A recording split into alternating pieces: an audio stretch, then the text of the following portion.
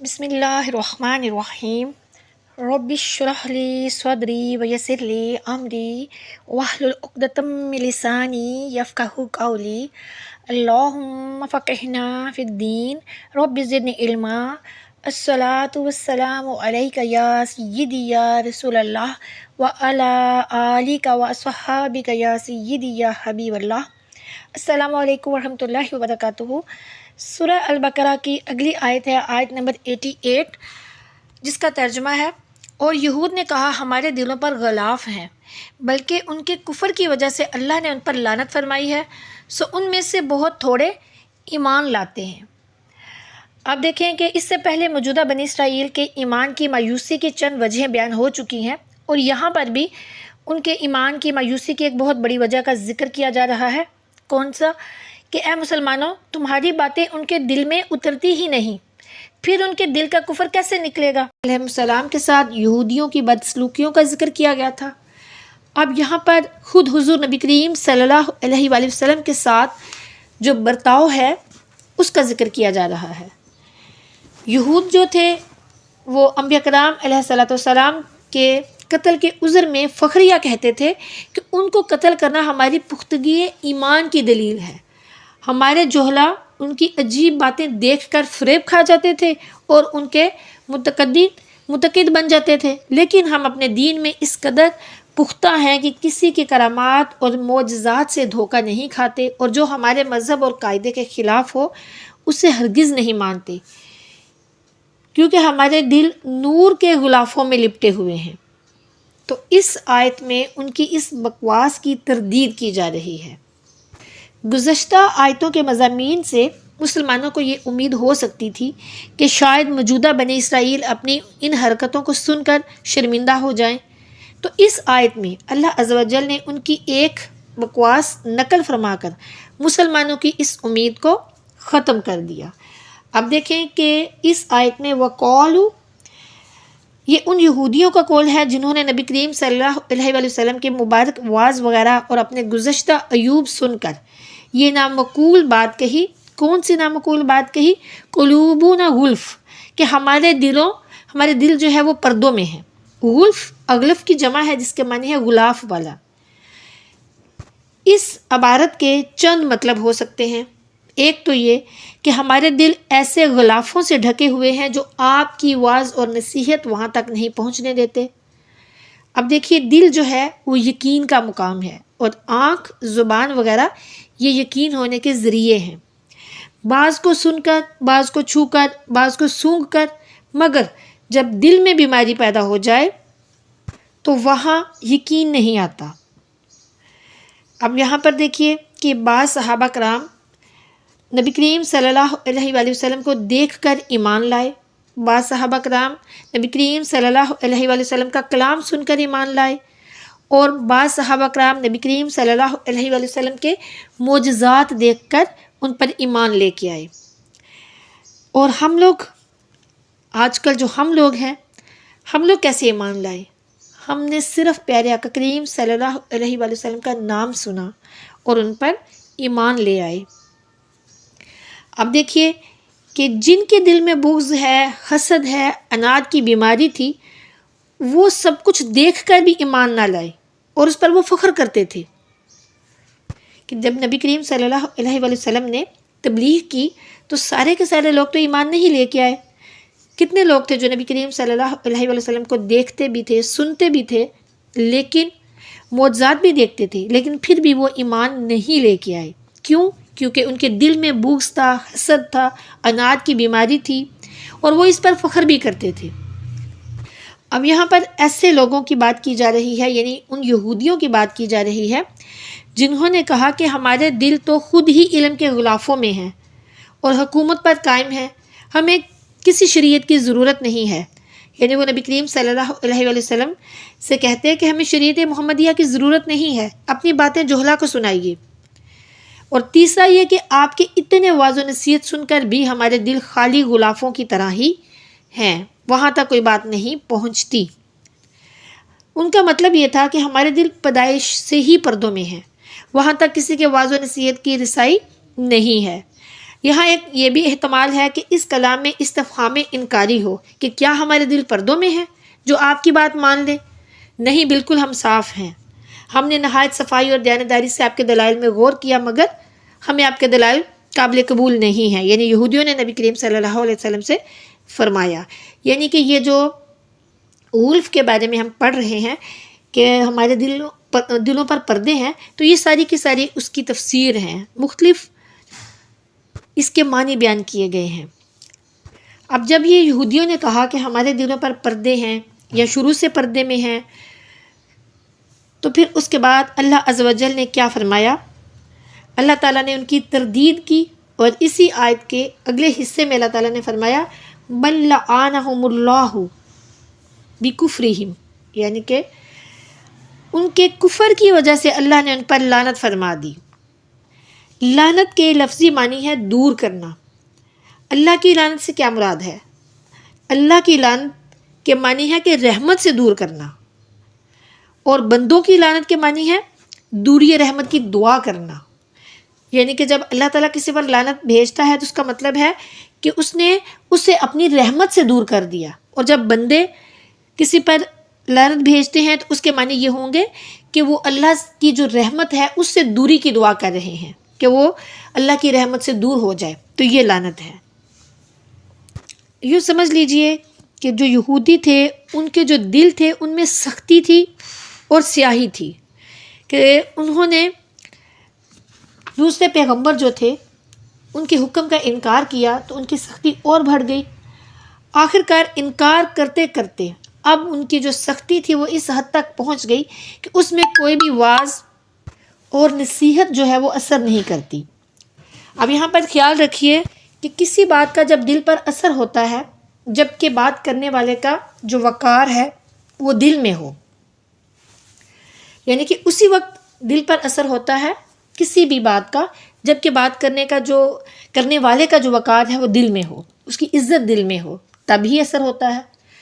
چونکہ بنی اسرائیل کے دلوں میں انبیاء کرام علیہ السلام کی جو عظمت تھی وہ نہیں تھی، اس لیے وہ اپنے انبیاء خصوصاً سید الانبیاء سیدنا محمد مصطفیٰ کریم صلی اللہ علیہ وسلم کی تعلیم کو قبول نہیں کرتے تھے. اس لیے حضور نبی کریم صلی اللہ علیہ وسلم نے پہلے تبلیغ میں کفار کو اپنی پہچان کروائی، پھر احکام شریعہ کی تبلیغ کی. اس کا نتیجہ کیا ہوا؟ اس کا نتیجہ یہ ہوا فَقَلِيلًا مَا يُؤْمِنُونَ کہ ان میں بہت سے کم لوگ ہیں جو ایمان لاتے ہیں، یا یہ لوگ بہت تھوڑی باتوں کو مانتے ہیں.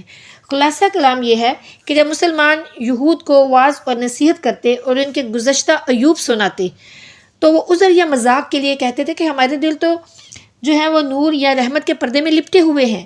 جس طرح غلاف اپنے اندر کی چیز کو گرد و غبار سے محفوظ رکھتا ہے، ایسے ہی تمہاری باتیں جو گرد و غبار کی طرح ہیں ان سے ہمارے دل جو ہیں وہ لپٹے ہوئے ہیں. ہمارے دلوں کے اندر تو کیا ان کے قریب تک بھی تمہاری باتیں نہیں پہنچ سکتی. تم سے پہلے بھی جن انبیاء کرام کو علیہ السلام کو ہم نے شہید کیا ان کی نصیحتیں بھی ہمارے دلوں میں نہیں پہنچتی تھیں. یعنی یہ یہودی کہہ رہے ہیں کیونکہ ہم نہایت متسلب دیندار ہیں. اللہ تعالیٰ نے فرمایا کہ ہاں تمہارے دلوں پر غلاف تو ہیں مگر نور یا رحمت کے غلاف نہیں ہیں، بلکہ ظلمت یعنی کہ اندھیروں کے غلاف ہیں اور لعنت کے ہیں. اور یہ غلاف پیدائشی نہیں ہیں تاکہ تم معذور ہو، بلکہ تمہارے خود کے پیدا کیے ہوئے ہیں کہ تم کفر پر کفر کرتے رہے اور تمہارے دلوں پر لعنت کی تہ پر تہ جمتی رہی. جیسے کہ پانی اصل میں پتلی چیز ہے مگر سردی کے موسم میں ٹھنڈک سے جمنے لگتا ہے، اور جب بار بار ٹھنڈک پہنچتی رہے تو پھر وہ پانی پتھر کی طرح سخت ہو جاتا ہے، اس میں کیل بھی نہیں گھس سکتا، اور جو لعنت اپنی پیدا کی ہوئی ہو اس میں کوئی عذر نہیں سنا جا سکتا. لہٰذا یہ لوگ اپنے نبی پر بھی کم ایمان لاتے ہیں. تفسیر عزیزی نے یہاں پر ایک روایت نقل کی ہے کہ نبی کریم صلی اللہ علیہ وآلہ وسلم نے فرمایا کہ دل 4 قسم کے ہیں. ایک وہ جو صاف ہو اور اس میں چراغ چمکتا ہو، دوسرا وہ جو غلافوں میں لپٹا ہوا ہو، تیسرا وہ جو اندھا ہو، چوتھا وہ جن کا ایک حصہ سفید ہو اور ایک حصہ سیاہ ہو. پہلا قلب تو مومن کا ہے جس میں چراغ ایمان روشن ہے، اور دوسرا قلب کافر کا جو کہ کفر کے غلافوں میں لپٹا ہوا ہے، اور تیسرا قلب منافق کا ہے کہ جس میں سے ایمان آ کر نکل گیا۔ یہاں پہ یہ بات سمجھ لیجئے کہ دو رنگا دل جو ہے اس کا ہوتا ہے کہ جس میں ایمان اور نفاق جمع ہو، عقیدے میں مومن ہو اور اعمال میں منافق ہو۔ ایمان قلب میں سبزے کی، ایمان جو ہے وہ قلب میں سبزے کی طرح ہے جو واعظ اور نصیحت کے پانی سے بھرتا ہے، اور نفاق اس ناسور کی مثل ہے جس میں پڑ جائے تو پیپ اور خون وغیرہ بن جاتا ہے اور اسے زیادہ اور زیادہ خراب کر دیتا ہے۔ اللہ عز و جل سے دعا ہے کہ وہ ہمیں صاف اور پاک دل عطا فرمائے اور ایسا دل عطا فرمائے جس میں چراغ چمکتا ہو، آمین۔ صوفیہ کرام اس آیت کی تفسیر میں فرماتے ہیں کہ ایمان قیمتی سامان ہے اور عقیدت اس کی قیمت۔ علماء اور صوفیہ کی مجلس ایمان کا بازار ہے۔ جس طرح کے بے زار بازار سے بے زار اور نامراد لوٹتا ہے، یعنی جس کے پاس پیسے نہیں ہیں، کچھ نہیں ہے، زر نہیں ہے، تو جب وہ بازار جاتا ہے تو کیا کرے گا؟ کچھ خریدنے کے لیے نہیں ہے تو وہ نامراد لوٹتا ہے۔ ایسے ہی بے عقیدت اس بازار ایمانی سے یعنی صحبت علماء اور مشائخ سے محروم واپس پھرتا ہے اور اپنے آپ کو بڑا اور ان کو برا سمجھتا ہے اور اپنی محرومی کو معصومی خیال کرتا ہے۔ صوفیہ کرام فرماتے ہیں کہ اس بازار میں عقیدت کی قیمت لاؤ اور متاع ایمانی کو لے جاؤ۔ اس باغ میں دامن اعتقاد لے کر آؤ اور ایمان اور عرفان کے تازہ پھول بھر کے لے جاؤ۔ بہرحال عقیدت سے عقائد اور عقائد سے عرفان ملتا ہے۔ یہ یہودی عقیدت سے خالی تھے، ایمان نہ لا سکے، اور اس لیے ہم سب کو بھی یہودیوں کی ان حالت سے عبرت پکڑنی چاہیے کہ جس ننگے کے پاس دامن نہ ہو اور پھر چمن سے محروم لوٹنے پر فخر کرے تو پھر وہ ننگا بھی ہے اور اندھا بھی ہے۔ اللہ تعالیٰ سے دعا ہے کہ وہ ہمیں ایمان کی دولت عطا فرمائے، ایمان اور ہدایت پر استقامت عطا فرمائے اور علم دین سیکھنے کی اور اس پر عمل کرنے کی توفیق عطا فرمائے، ایمان والوں کے ساتھ ہمیں شامل فرمائے، آمین۔ سورہ البقرہ کی اگلی آیت ہے آیت نمبر 89، جس کا ترجمہ ہے، اور جب ان کے پاس اللہ کی طرف سے وہ کتاب آئی جو اس آسمانی کتاب کی تصدیق کرنے والی ہے جو ان کے پاس ہے، اور وہ اس سے پہلے اس نبی کے وسیلے سے کفار کے خلاف فتح کی دعا کرتے تھے، اور جب ان کے پاس وہ آ گئے جن کو وہ جان اور پہچان چکے تھے تو انہوں نے ان کے ساتھ کفر کیا، سو کافروں پر اللہ کی لعنت ہو۔ اب دیکھیں کہ اس سے پہلے یہود کے جو مایوسی، ایمان کی جو مایوسی ہے اس کی چند وجہ بیان ہو چکی ہیں۔ اب یہاں پر ایک اور وجہ جو ہے وہ بیان ہو رہی ہے۔ پچھلی آیت میں موجودہ یہودیوں کے وعظ اور نصیحت نہ سننے کا ذکر تھا، اور اب فرمایا جا رہا ہے کہ وہ تو اپنی کتاب کی بھی نہیں سنتے تو تمہاری کیا سنیں گے۔ پچھلی آیت میں فرمایا گیا تھا کہ یہودی متسلب اور دین ہی پر پختہ نہیں، اور ان کے دلوں پر نور کے پردے نہیں بلکہ متصب ضدی ہیں اور ان کے دلوں پر لعنت کے پردے ہیں۔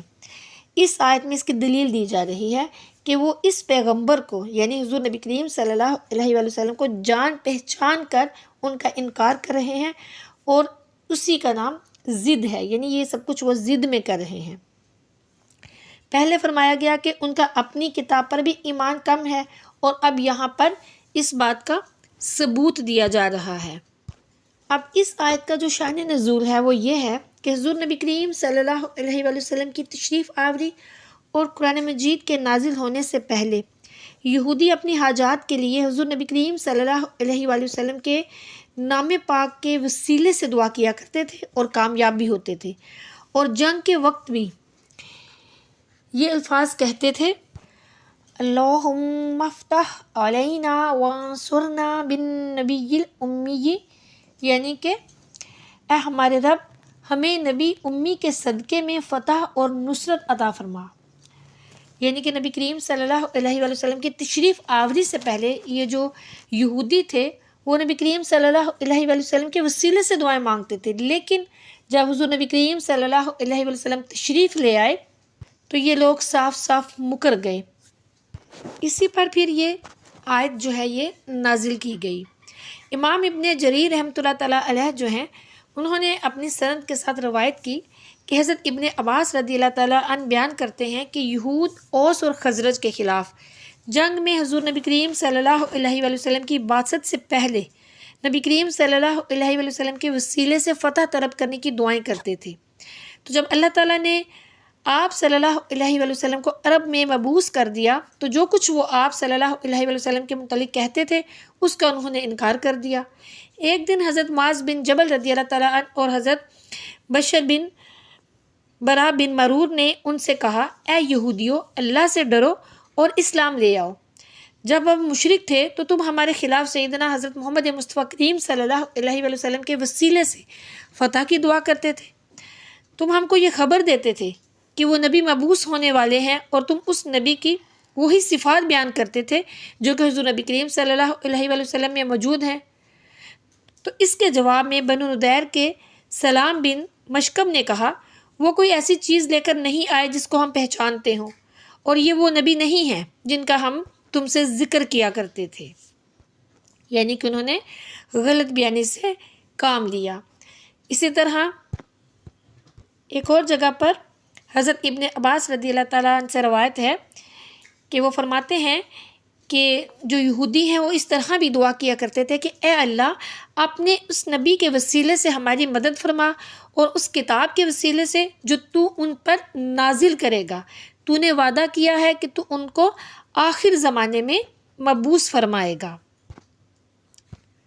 خلاصہ کلام یہ ہے کہ نبی کریم صلی اللہ علیہ وآلہ وسلم کے زمانے میں جو یہودی تھے وہ یہ جانتے تھے کہ تورات میں حضور نبی اکرم صلی اللہ علیہ وآلہ وسلم کے مبعوث ہونے کی ہی بشارت دی گئی ہے، لیکن وہ حسد، عناد، بغض اور سرکشی کی وجہ سے ایمان نہیں لائے، اور ان کو یہ ڈر تھا کہ اگر وہ نبی کریم صلی اللہ علیہ وآلہ وسلم پر ایمان لے آئے تو ان کو جو نذرانے ملتے تھے اور وہ مجرموں سے جو رشوتیں وصول کرتے تھے وہ بند ہو جائیں گی، اور عام یہودیوں پر جو علماء یہود کی ریاست تھی وہ بھی ختم ہو جائے گی۔ اور وہ اس بات کو ناپسند کرتے تھے کہ اللہ تعالیٰ اپنے بندوں میں سے جس کو چاہے اس پر وہی نازل کر دے۔ ان کی خواہش تھی کہ بنو اسرائیل ہی میں سے وہ نبی مبعوث ہو، تو انہوں نے پہلے نبیوں کا بھی انکار کیا اور اب ہمارے نبی کو نہ مان کر ایک نیا انکار کیا۔ یعنی وہ چاہتے تھے کہ جو آخری نبی ہیں وہ بھی بنی اسرائیل میں سے آئیں، لیکن حضور نبی کریم صلی اللہ علیہ وآلہ وسلم جو ہے وہ بنی اسماعیل میں سے تشریف لے آئے، تو اس بات سے ان کو بغض اور حسد ہوا، اس وجہ سے وہ نبی کریم صلی اللہ علیہ وآلہ وسلم پر ایمان نہیں لے کے آتے تھے۔ اب دیکھیں کہ اس آیت سے ہمیں کیا سبق ملا کہ اللہ والوں کے وسیلے سے دعائیں قبول ہوتی ہیں، کیونکہ اللہ تعالیٰ نے ان یہودیوں کے وسیلہ پکڑنے کا انکار نہیں کیا بلکہ ان کے کفر پر لعنت کی۔ اسی لیے علی الکافرین فرمایا، نہ کہ علیہم فرمایا، تاکہ کوئی یہ نہ کہے کہ وسیلہ پکڑنے والوں پر لعنت کی گئی ہے۔ پھر یہ کہ حضور نبی کریم صلی اللہ علیہ وآلہ وسلم سے پہلے نبی کریم صلی اللہ علیہ وآلہ وسلم کی تشریف آوری کی دھوم دھام ہو چکی تھی، اور اس وقت بھی سید المرسلین خاتم النبیین محمد مصطفیٰ کریم صلی اللہ علیہ وآلہ وسلم کے وسیلے سے خلق کی حاجت روائی ہوتی تھی، جس سے معلوم ہوا کہ نبی کریم صلی اللہ علیہ وآلہ وسلم کے وسیلے سے دعائیں مانگنا جائز ہے۔ ابھی بھی بہت سے لوگ ہیں جو کہ یہی یہودیوں والا طرز عمل ہے ان کا، جو کہ نبی کریم صلی اللہ علیہ وآلہ وسلم کے وسیلے کو نہیں مانتے اور اس بات کے منکر ہیں کہ نبی کریم صلی اللہ علیہ وآلہ وسلم کے وسیلے سے دعائیں نہیں مانگنی، بلکہ وہ ہر اس چیز سے منکر ہیں۔ وہ کہتے ہیں کہ کسی کی وسیلے سے بھی دعا نہیں مانگنی چاہیے، لیکن یہاں اس آیت سے ثابت ہو گیا کہ وسیلہ جائز ہے۔ پھر یہ کہ کافروں پر لعنت کرنا بھی جائز ہے۔ لعنت کافروں کے حق میں رحمت سے دوری ہے اور گناہ گار مسلمانوں کے حق میں عزت سے دوری۔ لعنت کے 3 اسباب ہیں: کفر، بدعت اور فسق۔ جیسے کہہ دیتے ہیں کہ جھوٹوں پر خدا کی لعنت۔ لعنت کے 3 درجے ہیں، اور عام وصف سے لعنت کرنا جیسے کافر، بدعتی یا فاسق پر لعنت۔ نمبر 2 خاص وصف سے لعنت کرنا، یعنی نمبر 1 جو ہے وہ عام وصف سے لعنت کرنا، اور نمبر 2 کیا ہے؟ خاص وصف سے لعنت کرنا، جیسے کہ یہودی یا عیسائی یا خارجی یا پھر زانی یا سود خور پر لعنت۔ یہ 2 قسم کی لعنتیں جو ہیں یہ بہرحال جائز ہیں۔ تیسری قسم کی جو لعنت ہے وہ یہ ہے کہ کسی کا نام لے کر لعنت کرنا۔ یہ والی جو لعنت ہے یہ صرف اسی کے حق میں جائز ہے جس کے کفر کا شرعاً ثبوت ہو، جیسے کہ فرعون یا ابو جہل وغیرہ پر لعنت۔ اب اگر مرنے کے بعد یعنی کہ اگر کوئی مر جاتا ہے تو ہم اس کا نام لے کر اس پر لعنت نہیں کر سکتے، چاہے وہ کفر پر مرا ہو، لیکن ہمیں نہیں پتا کہ وہ کفر پر مرا ہے کہ نہیں، اس لیے ہم اس پر لعنت نہیں بھیج سکتے۔ ہو سکتا ہے کہ اس نے ایمان قبول کر لیا ہو جس کی ہمیں خبر نہیں پہنچی۔ پھر یہ کہ جاہل کافر سے عالم کافر کا عذاب جو ہے وہ سخت ہے، کیونکہ وہ نادانی سے کافر ہے اور جو عالم ہے وہ جان بوجھ کر۔ پھر یہ کہ ہر ایک کا نام اس کے ماں باپ رکھتے ہیں، مگر حضور نبی کریم صلی اللہ علیہ وآلہ وسلم کا نام جو ہے وہ رب کریم نے رکھا کہ ان کی ولادت سے صدیوں پہلے ہی عرش اور فرش پر ان کو چمکا دیا گیا۔ پھر یہاں یہ بات سمجھ لیجئے کہ بہت سے آج کل بھی لوگ ہیں جو کہتے ہیں کہ نبی کریم صلی اللہ علیہ وآلہ وسلم کی زندگی میں نبی کریم صلی اللہ علیہ وآلہ وسلم کے وسیلے سے دعا کرنا جائز تھی، لیکن ان کے وفات کے بعد اب ان کے وسیلے سے دعا کرنا جائز نہیں ہے، کیونکہ حضرت عمر فاروق رضی اللہ تعالیٰ عنہ نے اپنے زمانہ خلافت میں حضرت عباس کے ذریعے سے دعا مانگی، نہ کہ نبی کریم صلی اللہ علیہ وآلہ وسلم کے طفیل۔ تو اس آیت سے وہ لوگ بھی عبرت حاصل کریں، جس سے معلوم ہو رہا ہے کہ نبی کریم صلی اللہ علیہ وآلہ وسلم کی ولادت سے پہلے آپ صلی اللہ علیہ وآلہ وسلم کے وسیلے سے دعائیں مانگی جا رہی تھیں۔ اور یہ جو حدیث مبارکہ ہے تو ان کے واسطے یہ زہر قاتل ہے، اس لیے کہ حضرت عباس کا اس لیے وسیلہ اختیار کیا گیا کہ وہ نبی کریم صلی اللہ علیہ وآلہ وسلم کے چچا ہیں، تو یہ نبی کریم صلی اللہ علیہ وآلہ وسلم کی نسبت کا وسیلہ ہے، اور پھر اس وسیلے سے حضور نبی کریم صلی اللہ علیہ وآلہ وسلم کے وسیلے کی نفی کیوں کر ہو گئی؟ پھر وہ تو اب بھی زندہ ہے، کیونکہ ہم پڑھتے ہیں محمد رسول اللہ صلی اللہ علیہ وآلہ وسلم کہ محمد اللہ کے رسول ہیں، نہ ہم یہ نہیں کہتے کہ رسول تھے، بلکہ ہم کہتے ہیں کہ رسول ہیں، اور وہ زندہ ہیں۔ یہ ہم سب کا اہل سنت کا عقیدہ ہے کہ وہ باطن میں زندہ ہیں۔ اس ٹاپک پہ بہت لمبی بحث ہو سکتی ہے، لیکن مختصراً آپ کے ساتھ شیئر کی۔ اللہ تعالی ہم سب کو ہدایت عطا فرمائے، پیارے آقا کریم صلی اللہ علیہ وآلہ وسلم کے وسیلے سے ہم سب کو ایمان اور ہدایت پر استقامت عطا فرمائے، اور ہمیں پیارے آقا کریم صلی اللہ علیہ وآلہ وسلم کا وسیلہ اور ان کی اہل بیت کے وسیلے سے، ان کے وسیلے سے دعائیں مانگنے کی توفیق عطا فرمائے اور ہماری دعاؤں کو قبول فرمائے، آمین ثم آمین۔